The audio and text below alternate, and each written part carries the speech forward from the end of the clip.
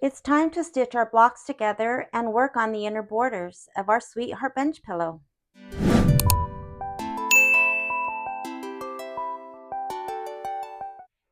I'm ready to work on the inner borders, and these borders are the small borders that will be directly above the blocks in the project. This is the piece of fabric that came with my fabric kit, and it is a width of fabric, which means it's got selvages on both ends, and then there is a fold in the middle. So this folds out to one long strip. Now the directions in the cutting guide tell you to cut 2-inch wide strips, and that will then be quilted and then trimmed to the final size of 1.5 inches. I do my borders a little bit different than the directions. After I back with my interfacing, I am going to cut these down to 1.5 inches prior to quilting.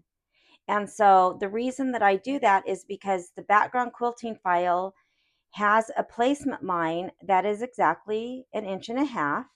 And so I feel that when I cut my borders to that size, I get a better chance of lining this fabric up, having straight borders, and it's just much easier, I think, to place and quilt these borders.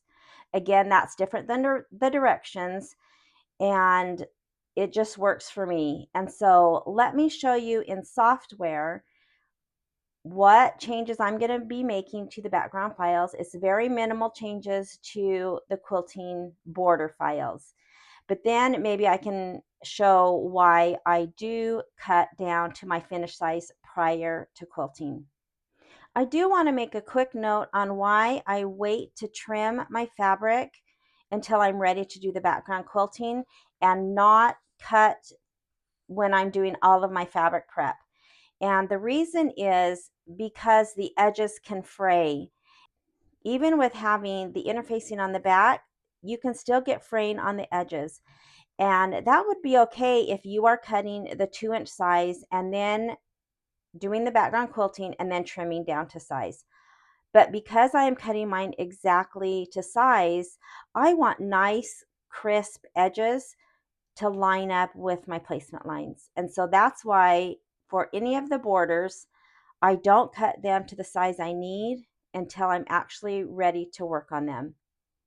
All right, let's jump into software. I've opened Embrilliance Essential software, and I have opened my folder where I keep all of my files. And I am going to open the quilting bundle and go to the border Candy 1. And when you purchase the border files, you'll get lots of different sizes. 1 and 2 inch will be a different design. And then you have a 3, 4, 5, and 6 inch that will be another design. The two smaller are like little signs, and they have the names of the shops, and that is for our inner border. The larger borders are for the outer patchwork border, and they have little jars of candy. It's super cute, and I can't wait to do that background quilting. But we're working on the inner border, so I need to bring in the 1x14. I'm going to also bring in the 1x10, and then I'm going to bring in another 1x14. Now I, again, open my folder where I keep my actual files, and you can see how easy it is to just drag and drop. I don't have to do anything when I'm adding more than one file. You can use the merge stitch file icon. This, however, you would need to click, navigate to where you have your file, bring it in. Then in order to bring the second one in, you would have to go back, navigate, bring it in. And so opening the actual folder is just way faster and easier. So right now I have 3 files for the background quilting. And if I Command A to select them, I am going to come up and rotate them so that they are situated like they will be in the actual project. So I'm going to select this first one, or actually the last one, and move it to the right. I'm going to select that first one I brought in and move it to the left. and then that smaller 10-inch piece is just in the middle. And so the reason I'm doing this is what it's going to look like when it's quilted. That big long piece is just going to be quilted. Again, let me move closer. You can see that these are just cute little signs that have the names of the shops and the names of the blocks. And that will just go across, again, the inner border. And so if I Command A, you can see that with all three of those together, I'm at almost 38 inches. The width of this pillow, in my case of wall hanging, is about 38 inches. And when I quilt this, if I'm just a little bit shy of that, I'm okay. That'll be on the end where there will be no quilting. I'm going to have binding on mine. Of course, if you're making a pillow, you'll still have to have a seam allowance. And so to me, getting close to 38 is good enough. And so that is what my long strip of fabric is going to look like, with 3 different hoopings. And so I am going to hoop in my 9x14, and that is so that I only have to do 3 hoopings. Now all of the borders can be done in a 5x7. So if you only have a 5x7 or only want to use a 5x7, you would come up and choose this 1x7 file. Now you may have to hoop it 6 times. I'm not sure, I haven't done the math. I don't, but you can still do it. You would just hoop and hoop until you filled up your whole entire 38-inch strip. I am choosing to use a larger hoop again so that I only have to do 3 hoopings. Now, I don't need to do it in this order. I don't have to do the long and then the short and then the long. I can do, the 2 long first, and since I have that long file up, and put the smaller hoop at the end, I can do that, which is probably what I'm going to do. Because if you look at these signs, they're just random. This is that first, so here's a Soda Crush, the Free Hugs and Kisses. Then the start of the next same size, the 1x14, says Valentine Sweet Shop. So you don't have anything, right next to each other that says the same thing. Again, this is background quilting. I'm not sure if you would really notice that. And then when you come over to this side, you have a Soda Crush, the Free Hugs, and then the start of the next one is Soda Crush. And so that to me doesn't matter. And I think if I were to switch this and put this 10-inch back to the center, and so this is the 10-inch, it's really 9 and a half, just under a half. But you can see that here's a Valentine, and then the next is a Valentine. So, it doesn't really matter in which order I stitch these. In some background quilting, you might have 2 of exactly the same thing right next to each other, and then it may make more sense to kind of decide where to do those if that's the case. But that's not the case here. Now I do want to mention again, the 1x14 actually measures 14 inches. But you can see that the 1x10 file only measures just under 9.5. And so you might think that there's something wrong or that you didn't have the right file, but that is just because these repeat so that when we stitch many together, it looks like it would be one continuous background quilting. That's kind of the whole point of all this background quilting. And in order to get this repeat the same, meaning, the design to line up, this smaller one needed to be a little bit smaller than 10 inches. And that's because if they would have added another 1/2 inch, they would have had just, the first or last part of a little sign. And of course, then that wouldn't look good. That kind of would defeat the whole purpose of looking like it's a continuous quilting, which is what we're trying to achieve. So if you ever notice in any of the background quilting files that they might not be exactly, then that's why. So now I need to go ahead and set these up for how I'm going to save the file, and I need to save 2 files. So let's do that. Now to save the file, I first am going to get rid of one of the 1x14 because I'm going to do that twice and I only need one file. I don't need two separate files. So I will select one and hit delete. So now I have one of the longer and one of the shorter. For right now, I'm just going to go ahead and select and get rid of that shorter one because we're just going to work on one at a time. I'm going to take this and rotate it back, and then I am going to go to utility and center and hoop just because this is exactly, the height of my hoop and I just want to have it, where it needs to be. I am going to move it over just a little bit. Now, this has all of the same steps as the regular background quilting for the blocks. It has the placement for the batting, the tack down of the batting, the placement of the fabric, the tack down of the fabric, and then the quilting. Really the only difference in the tack down of the fabric is that it is only down the left and the right side. It's not at the top or at the bottom, and that's because we're doing a border, and so it needs to be continuous. So we don't want stitches, in between the files. But other than that, it's pretty much the same. So I am going to do this a little different than I have the blocks. With the blocks, I deleted step 2 and 3, which was the tack down of the batting and the placement of the fabric, because I didn't need those. I choose not to use those. You can do all of these steps.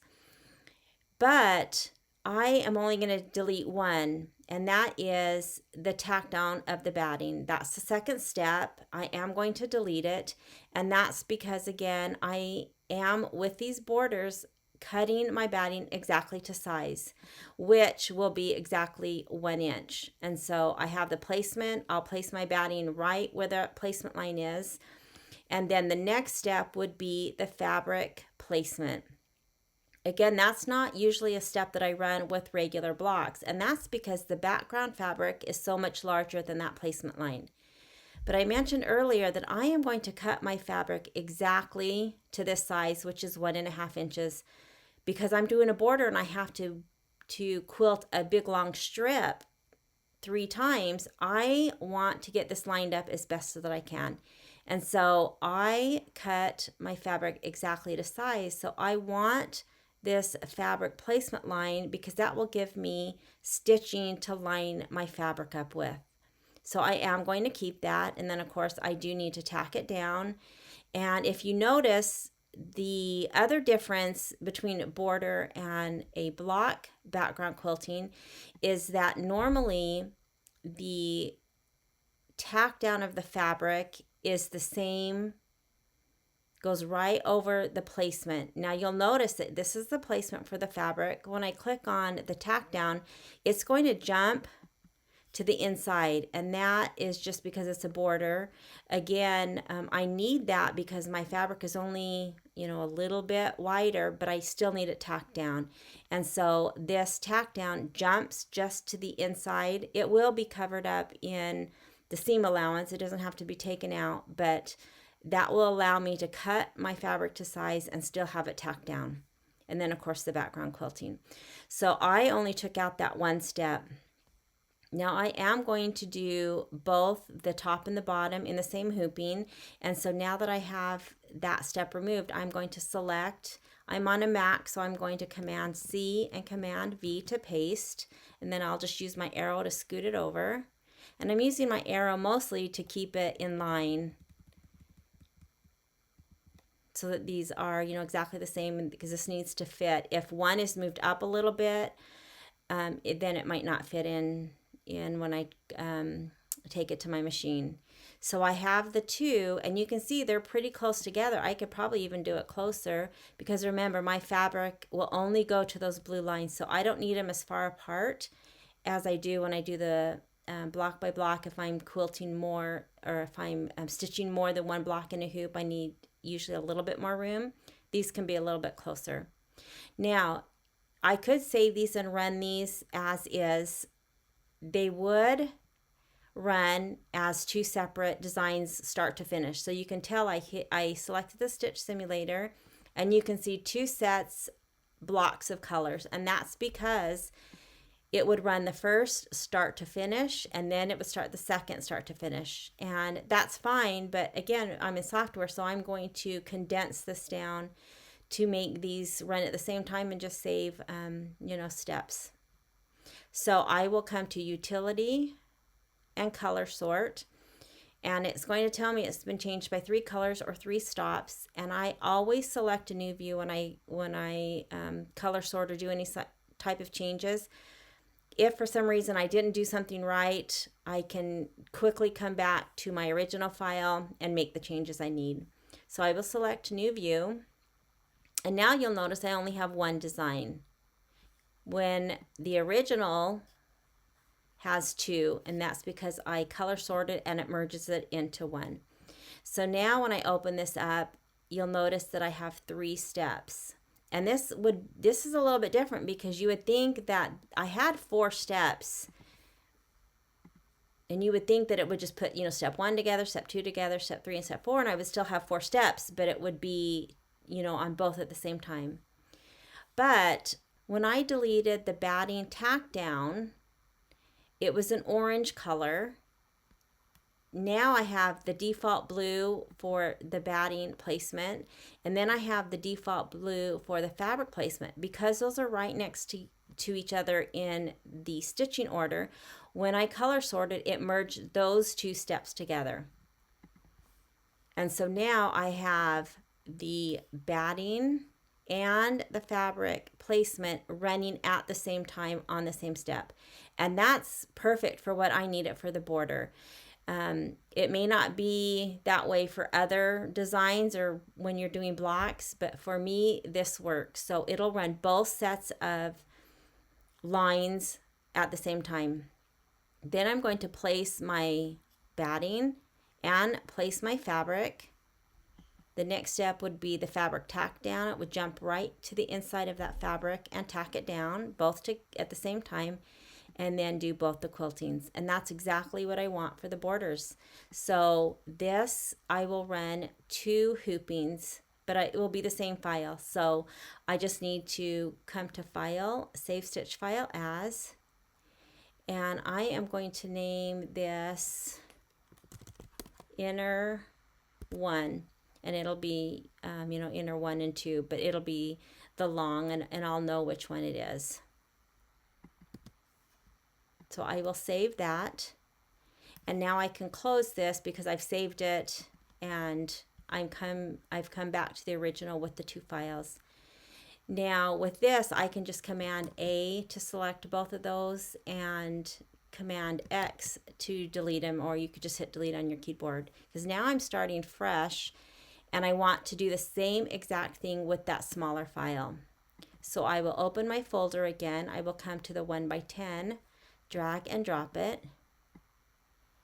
And I am going to just re-put that back in the center. I moved it and move it over with my arrow so it from top to bottom it stays centered. Now I'm going to do the same thing. So I have the batting placement. I don't need the batting tack down, so I'm just going to hit delete. I do want to keep the fabric placement, the tack down, and the quilting. So now with this, I can just Command C and Command V. You can, of course, right click and copy and paste. And then again, I'm going to use my arrows so that they stay centered top to bottom. And I will move them. That's fine, because remember, the blue is where my fabric is going to be. So now the last thing I need to do is come to Utility and Color Sort. Hit New View. Again, I have 1 file, and it's got the 3 steps.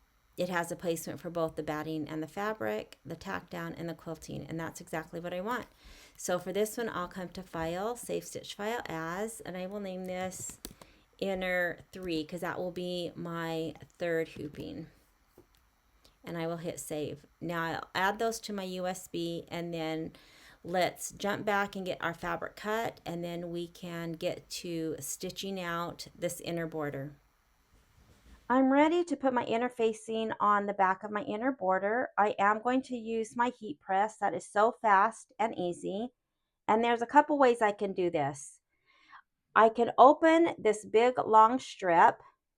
I have my roll of stabilizer, and I can just lay this out and cut and press this whole entire strip, down the whole roll. And then I would have this that I could use for, other applique fabrics at another time. However, what I think I'm going to do is cut and piece the interfacing.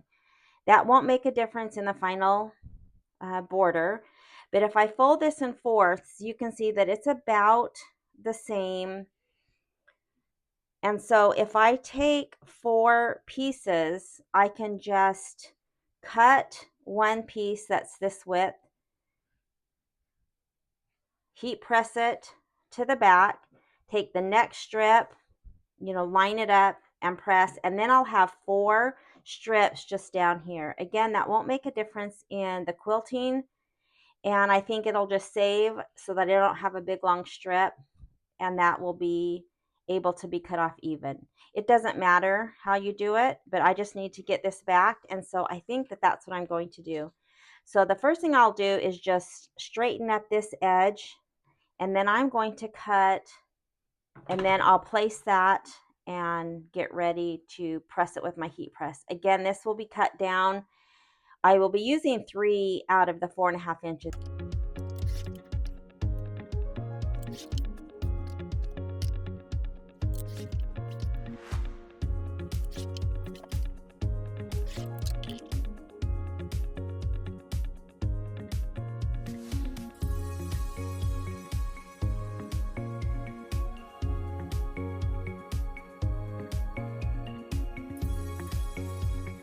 I'm on my last piece, and I trimmed off the extra of that 4th piece, and you can see that I have my whole strip backed with interfacing, and I have it just laid up on something so that the weight of it doesn't, pull it off the heat press for this last piece.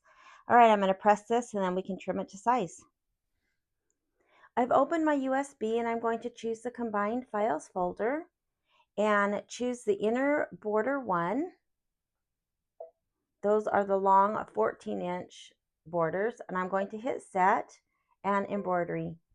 Now this will come to the center of the hoop, and remember, our borders are not very wide. These are only each 1.5 inches plus maybe an inch in between, and I have my 9 by 14-inch hoop, so I have a lot of space that's going to be wasted if I stitch them out like this. So what I'm going to do is go to layout and move, and I'm going to bump these all the way to the right of the hoop. I'm going to select OK, and then I like to stitch on the minus plus needle. Now I've moved these all the way to the right because I have my stabilizer again, which is my muslin, hooped differently for the borders. Now when I did this entire quilt so far, I had a strip of muslin, and I had all of the excess strip going off the top or the back of my hoop, and kind of just hanging off the back. I would move blocks down, and that would save everything, or save as much stabilizer as possible. Now for the borders, again, I'm going to have, maybe this much, but I want the height of my hoop so that I don't have to hoop as many times. But then I would waste all of this if I were just to hoop, with a piece that fit, or with the stabilizer as I have been. So what I've done this time is I have put all of my excess stabilizer off to the side. Now this is a different strip because, it needs to be a different size than the other strip. And I can put the excess to the left or to the right. Depends on how much I have left on the strip. If there's not a lot of times I'll put it to the right, and it can just kind of sit on the bed of the machine. This one has quite a bit still on this strip, and so I think it might be too bunched up on this side. It does go over the arm of my embroidery machine, but I, keep an eye on that, and I've never had a problem stitching like this. So when I stitch this border out and I cut the borders off, I still have all of this, which is probably 8 inches that I've saved. Again, that's not something most people do. Now I could have put one of the outer borders, the wider patchwork borders in. And if I was just stitching on my own, that's probably what I would do. I would fill up this as much as possible with either 2 of the wider borders and 1 of the smaller, or the smaller that I'm doing now, or the thinner borders, and then maybe 1 of the larger. But I'm going to do these separate for videos. So this is how I'm going to save on stabilizer. Now I am going to use a little bit darker thread for the placement so that it can be easily seen. And then I'll show you how I'm going to place my batting and my fabric. So the first step is to stitch out that batting and fabric placement.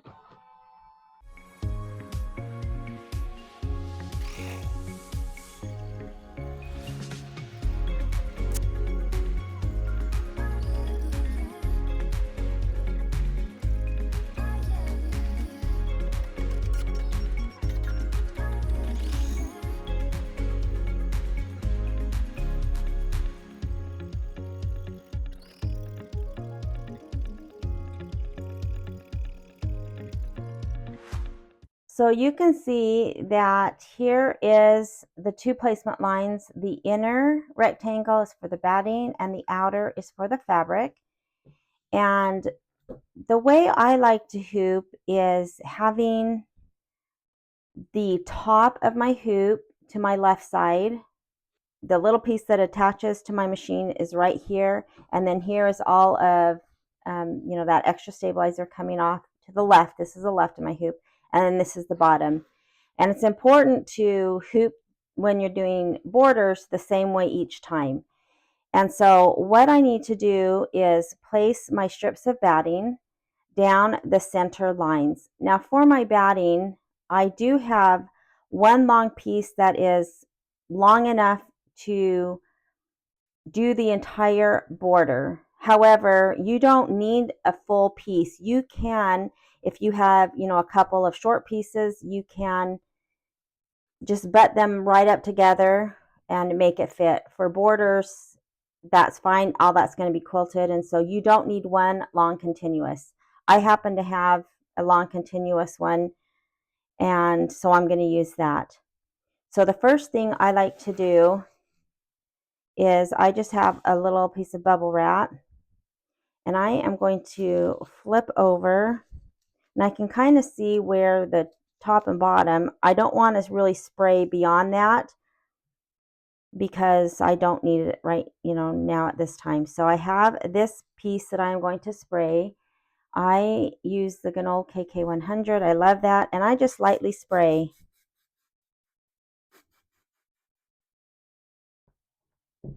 And then I will just take and place each batting down that center. I will put the batting right at the end of the placement, and then I will just run that and keep it right down that center.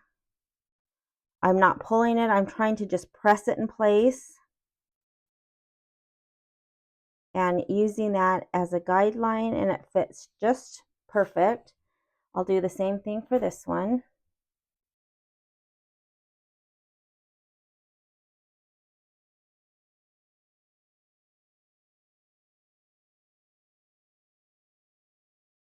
So now this is, again, the top of my hoop, the top of my batting. All of the extra strip is just going to hang off the bottom of my hoop. And now I can get the fabric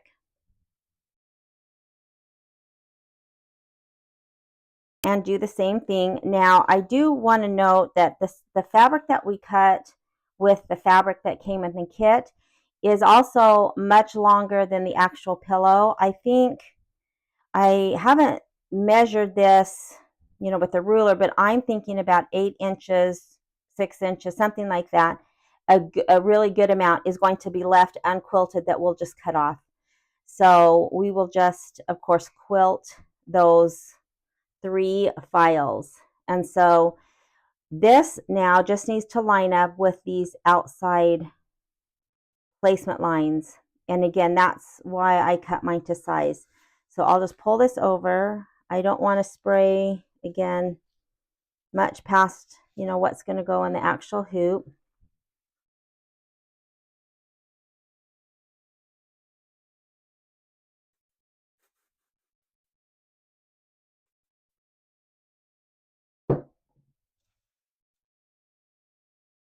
Now I am going to put a little bit over just for good measure, and then I can tape that. So now again, I'm not going to stretch. I'm kind of just going to place this down, making sure that I'm right along that placement.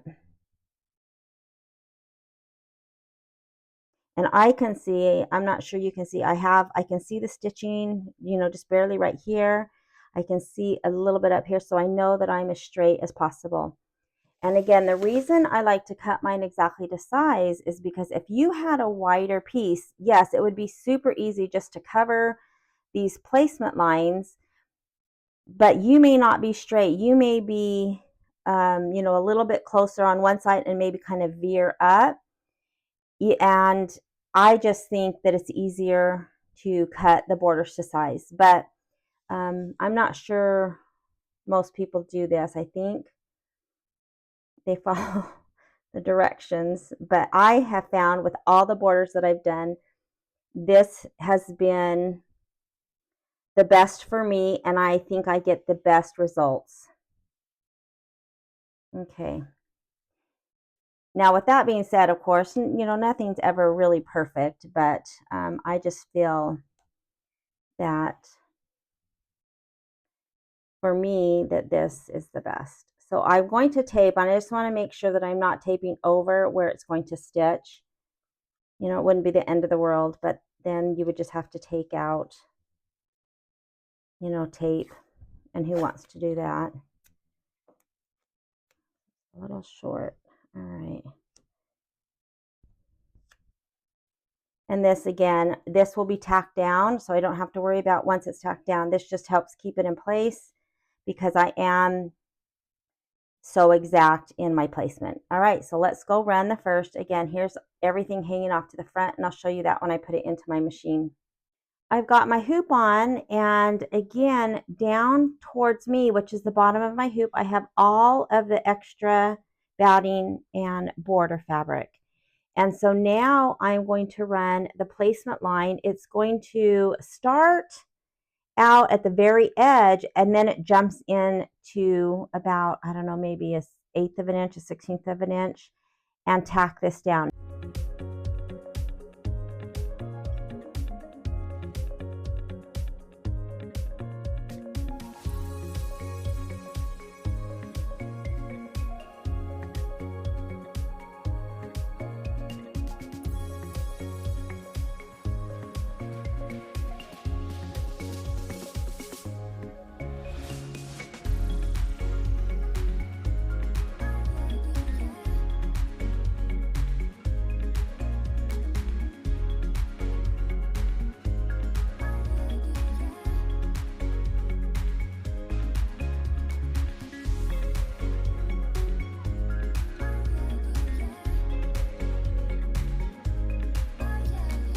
So I just got done doing the quilting, and I have always said how much I love Kimberbell's quilting. I love their borders, but in this situation, I don't think that this fabric probably was the best choice for the inner border. I love the fabric, but you can see that you can't tell what this is. I mean, I know that they're signs and they say words, and even I, knowing what they're supposed to be, can't really tell. So that's unfortunate because this was super cute. Now, again, this is just going to be, a 1-inch border, and it will just give some texture. I think when most people will look at this, they won't know what it is or what it's supposed to be. And I'm really, really debating on whether I should restitch this with the red thread that we used. I don't know if it will really actually do much different. And I'm kind of nervous to try to go over this because, you know, I guess if it doesn't look good, you can't tell what this is either. So I think I am going to try the red over. And if that's a big mistake, then I'll have to think if I just want to leave it or try to rip it all out, which I don't think I would do. I think I would just leave it red and it is what it is. Because I feel right now you can't really tell what it is anyways. And so if it's red and you can't tell what it is, you know, I guess it'll be what it'll be. So, all right, I am going to try the red and let's see what happens. So I need to go back to my screen because now, of course, we're done and it said finished embroidery. I said, okay, so now it's back to step one, which would be, of course, the placement, and then it would do the tack down. Well, I want to skip those. And so I will use my down arrow. This would be the tack down of the fabric. And now it's back to the quilting. I have put my red thread in, and so let's see if this was super ingenious or not.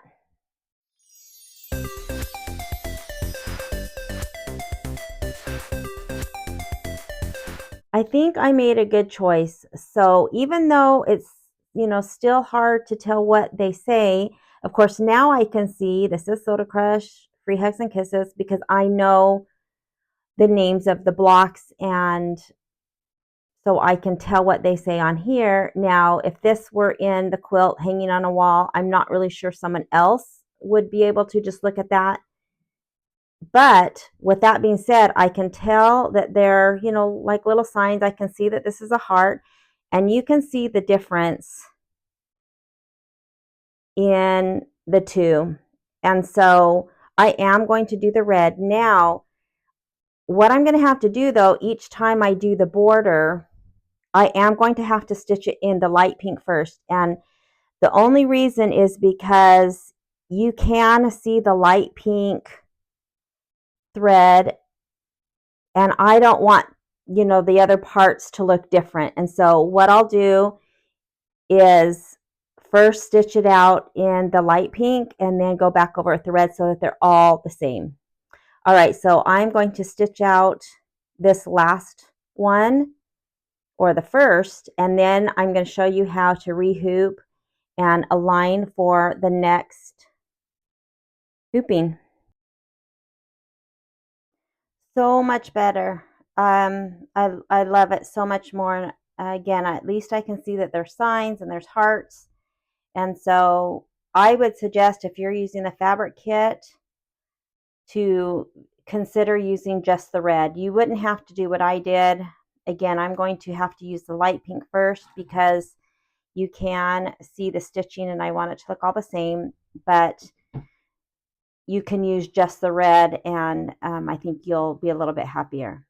So now here is all the extra that I need to hoop for the second hooping. I've got the left of my hoop with all of my stabilizer. And so the reason again that I left this stabilizer attached and didn't just cut it here is because now I have to take this out of the hoop.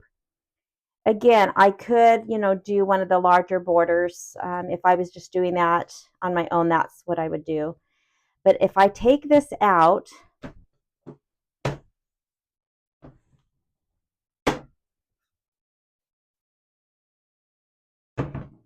and I'm going to take my pins. Sometimes I put pins and sometimes I don't. Just depends on how the stabilizer's, you know, sitting.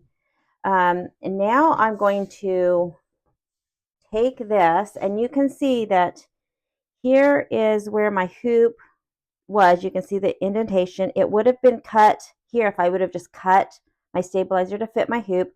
That's a good 9 inches that I saved. Now, of course, I could use that, you know, for a smaller hoop that I have, but because I have all of this still attached and I'm going to rehoop for my next hooping, I will just cut right along this border. Now I don't need to cut right next to it. I'm just going to loosely cut. We're going to take care of all the trimming later. And so for right now, I just want to get that away.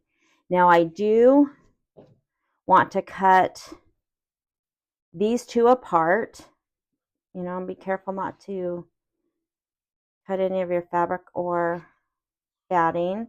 Again, I'm just going to cut down right down the middle. I'm not doing anything. I mean, look how crooked that was. I'm just going to cut that off. So I have just a piece that's still, you know, the only piece that I'm going to cut right next to where the stitching is the bottom. So I am on this piece. I don't have to, but I am just going to trim a little bit of this up so that it's not so much on the side. Again, not right next to the fabric. Remember, that fabric is cut exactly where we want it. So I don't want to cut, you know, too close with my scissors and take some of that off. So let me try to get some of this out of the way so you can see.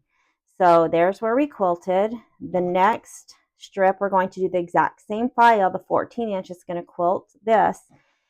And I need to line this strip up. So I need to remove this bottom piece of stabilizer. I'm just going to fold it back and trim right next to where the fold is. I want to cut just, you know, as close as I can get. I don't want to, of course, cut the stitching. I just want to cut it straight, maybe about 1/16 of an inch away.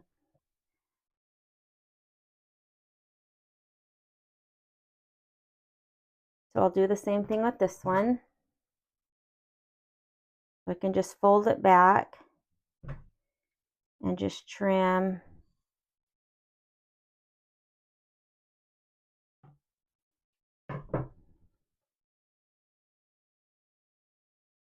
And then it's just trimmed right along the back. We're going to use this straight line to line up to the next placement lines. So you want it as, you know, about as straight as you can get it. Okay, so let me rehoop my stabilizer and show you how we're going to place this. I'm back at my machine and it had said finished embroidery. I selected OK, and now it's the same file because we haven't done anything with it that I just stitched. So I just need to stitch the same exact file again. And I have everything hooped the same. I have all of my excess stabilizer coming off to the left. And I am going to run the placement lines. I have the placement lines stitched, and now I'm basically going to do the same thing with placing, you know, the batting and the fabric. It's just that I have the pieces already attached, and so it is a little bit different, but generally it's the same. So looking at the back where we cut, I'm going to line the edge of the muslin approximately to the edge of this placement line. I don't have to get super close. Some of these you can see overlap a little bit, some don't. So if I place this and it overlaps a little bit, that's okay. If there's a tiny gap, that's okay. I'll just do, you know, my best, but in the scheme of things, it will just look continuous. So what I'm going to do is I am going to spray, for right now, just the batting. So I'm going to just pull that fabric out of the way. Although I don't really think you have to. I'm going to spray that in a second. I'm going to kind of line this up so I, you know, just spray about what I need. Not too much more. And I'm just spraying the batting.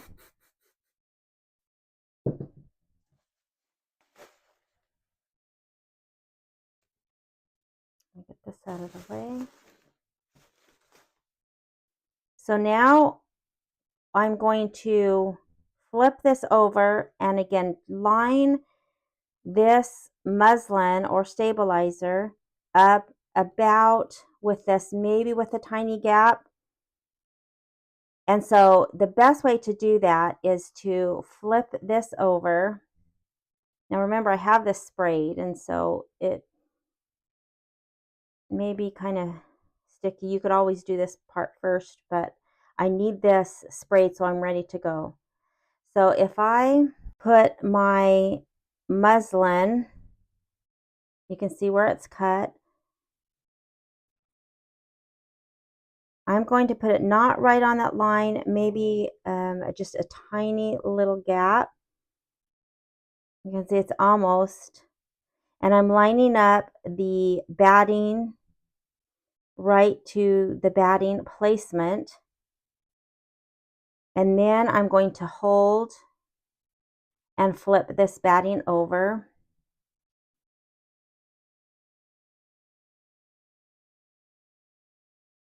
Again, holding this because I've lined that up about where I want it. And then I can just do the same thing and place it right into the center. That still looks good. Now, I want to kind of adjust this because I need the outside of the fabric to align. And so this looks like it's a hair too far up. And so when I get to this point, I can just spray right on the batting. I don't have to worry about it. I can cover, my hoop if I want, but I spray so little that I really don't have too much of a problem. So I'm going to spray just down to that end. And now I need to take this fabric and flip it over and again align with that tack down. Now I can see I'm a little high right here, so I am just going to kind of pick it up and adjust it.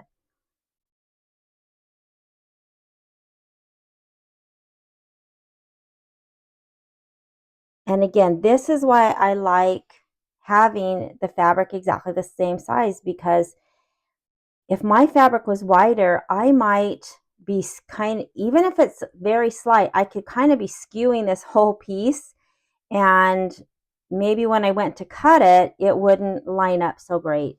So I, again, just find that this gives me the best results. So I am going to fold back. I look good there.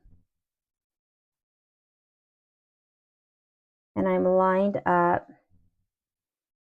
And I do want to point out that this is the top of my hoop, the part that attaches to my machine, and the excess stabilizer is down towards me.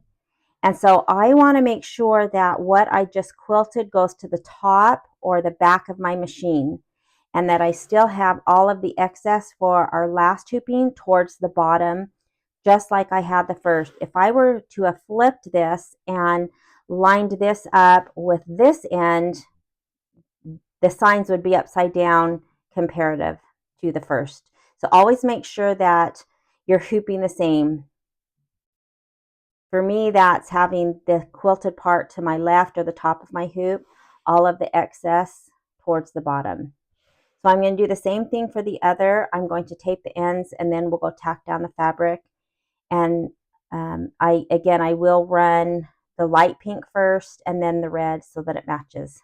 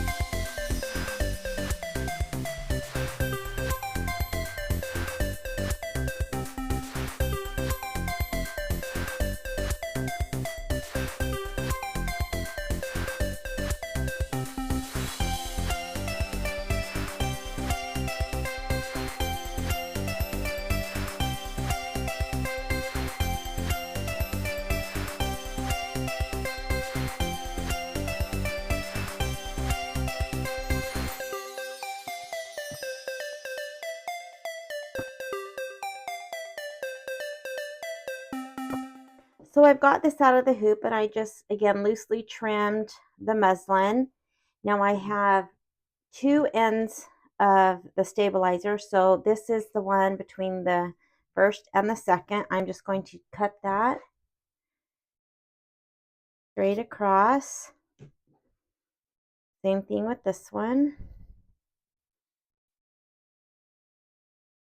Now the end that will be next to the last hooping, I will cut right next to that fold.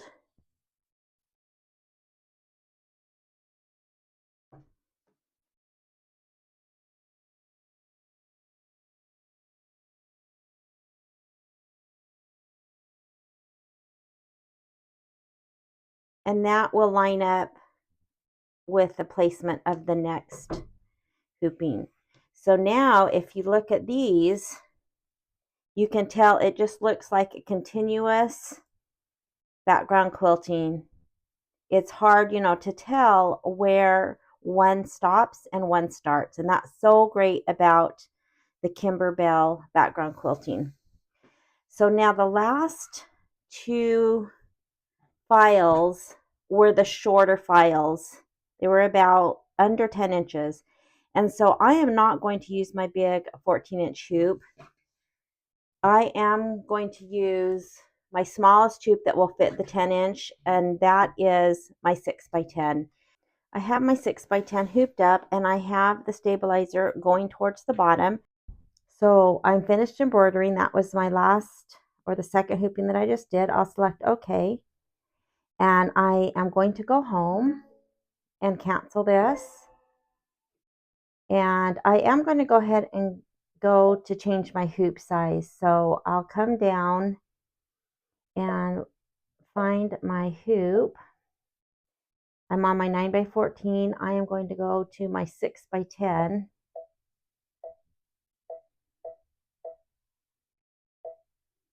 And select OK. I'll go to embroidery, to my USB, back to the combined files folder, and get our last, which was the inner border 3. And I'll hit set and embroidery. Now you can see there's not a lot of room, and I could probably just leave it right in the center because it's going to take up, pretty much the whole. But I am going to go to layout and move. I am going to bump it all the way to the top and all the way to the right. If that leaves me enough space on the left to maybe use in my 4-inch hoop, that will be great. If not, then I won't worry about, saving it. I'll select OK and go to the minus plus, and then it's just the exact same steps. So I'll run the placement, and then we'll place our last border. I have my 2 placement lines again on my small hoop. This is the bottom of my hoop, and it's where I have the excess stabilizer as well as the extra batting, and the quilting is to the top of my hoop. That's important so that these, stitch the right way and they're all the same. And it's just the same as last time. So the first thing I'll do, I'm just going to kind of lay this out about where it's going to go. This isn't quite straight. I'm going to straighten that just a little bit so it'll be easier to place. Doesn't have to be perfect, but it will start at the end of this placement. So I'm just going to lay this out so that I can spray my batting. And if I do, just lightly, I don't really need my little bubble wrap. And I'm not close to my hoops, but that's added to the batting. So now I will flip this back, line where I cut it off, about right with this placement line. I could move it back just a hair. And I also want to look at the same time and kind of line up my batting with this inside line and the fabric with the outside. I'm going to flip my batting over and just lightly press that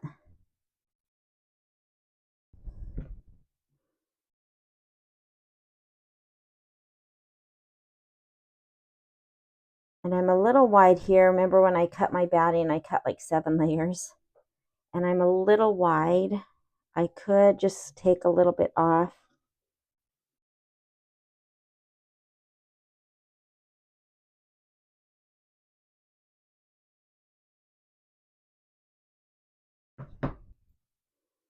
So I'm down the center. I'm lined up, I can see, with my ends pretty good. So now I'm going to go back and spray. I can spray the batting. I can try to spray just, a little bit outside, but either way. So now I'm just going to make sure that I line up the fabric with that outside tuck down line. And on this one, you can notice I'm a little bit farther down away from the edge than I am this side. And so even cutting my fabric exactly to side, there's still, room for error, or when the tack down is stitching, the fabric might move a little bit. And so again, it's not, ever going to be perfect. We're not machines. And so that's okay. All right, so I'm going to go ahead and add my tape.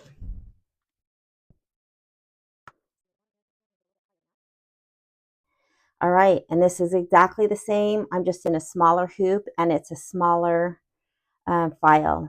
All right, so let's go stitch that out.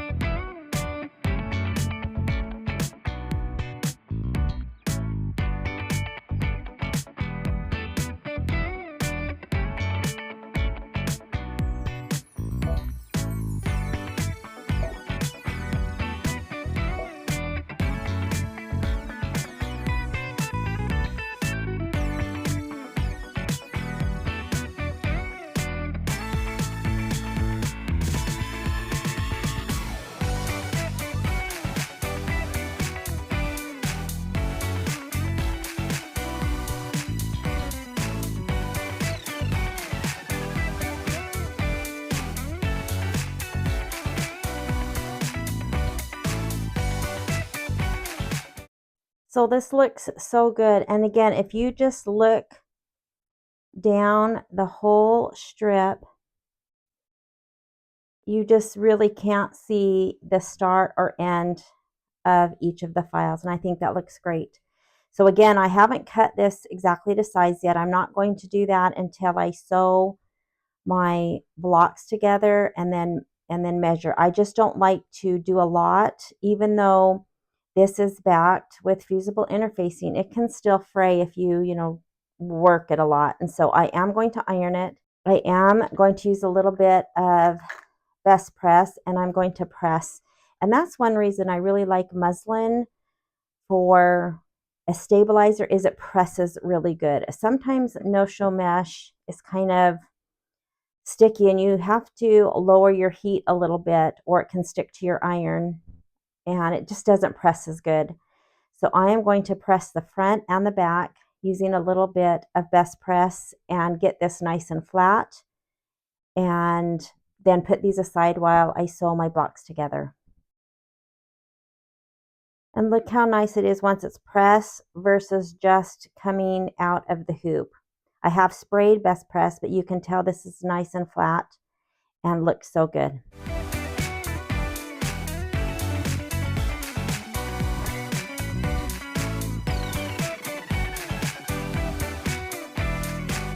Here are the borders pressed. I think, again, they look great, and I'm glad that I added the red on top after using that light pink. Now here is the excess batting that I had at the end. I am going to keep these, and let's say I'm doing another border, I can add the batting down the center, and then I can just butt a piece right next to it when I spray it and put it on and use up this batting. I don't throw it away unless, of course, it's super little, and then I don't worry about saving it. But these are nice, I don't know, 14, 18-inch pieces, 16-inch pieces. And so these are worth saving. So I'll stick those with my batting. I've pulled my blocks out, and now I am just going to sew the blocks together with 1/4 inch seams.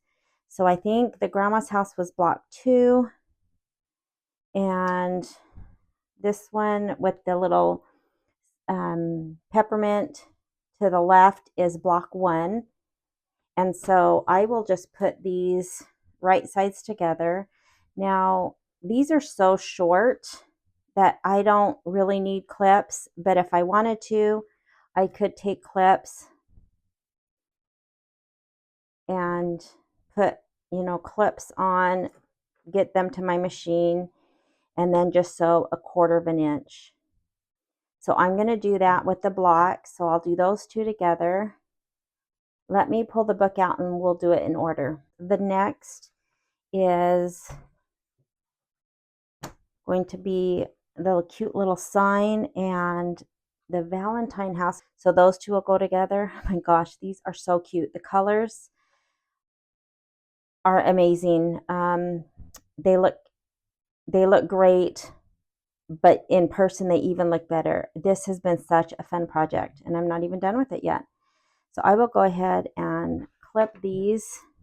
Again, I don't really need to clip them, but I am just going to clip them so I know what is being sewn together. Of course, just because they have it in this order doesn't mean you have to stitch yours in that order. You can do any order that you want. So that would be my second. Next would be the little cart and the soda crush to the right.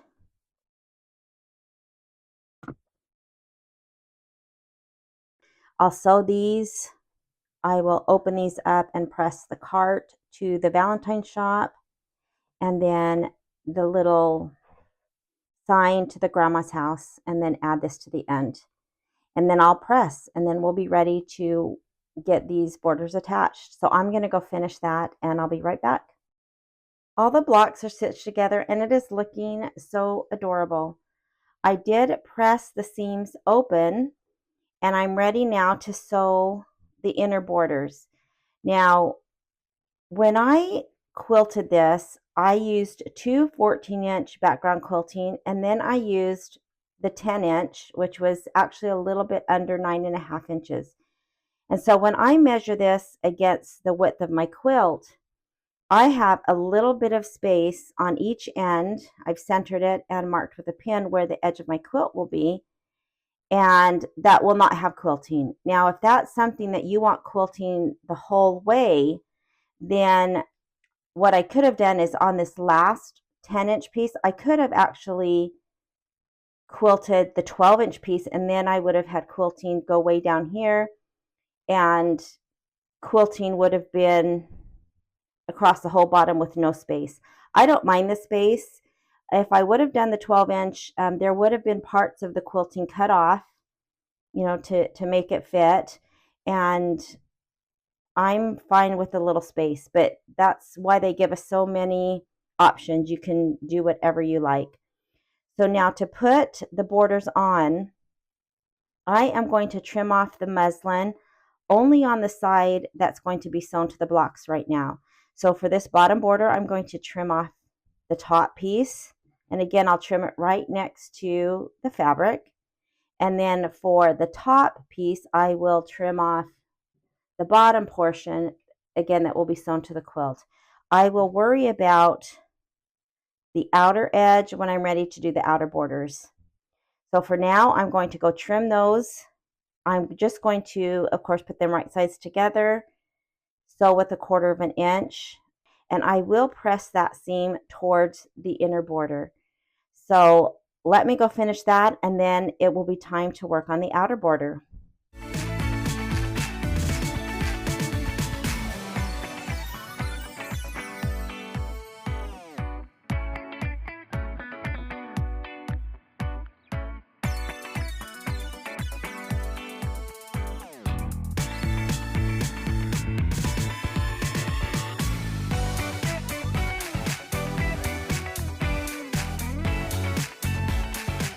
I sewed the borders, and I did press them towards the inner border there's a lot of bulk back here.